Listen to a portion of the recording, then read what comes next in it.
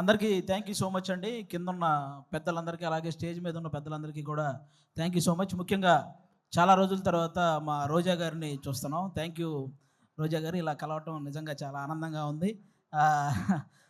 బేసిక్గా అందరూ యూట్యూబ్లో రోజా గారిని హైపరాది ఏమన్నాడో తెలుసా అని రాస్తుంటారు కదా. నేను ఎప్పుడు ఏమనలేదండి ఆవిడని, నిజంగా ఎప్పుడు ఏమనలేదు. కానీ మీరు రాసుకొని సరే వ్యూవర్షిప్ కోసం మీరు రాస్తుంటారు.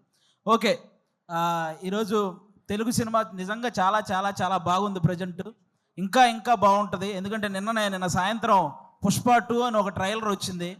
అబ్బా, ఆ అల్లు అర్జున్ గారి హార్డ్ వర్క్కి, అలాగే మన సుకుమార్ గారి డెడికేషన్కి మనందరం నిజంగా హ్యాట్స్ ఆఫ్ చెప్పుకోవాలి.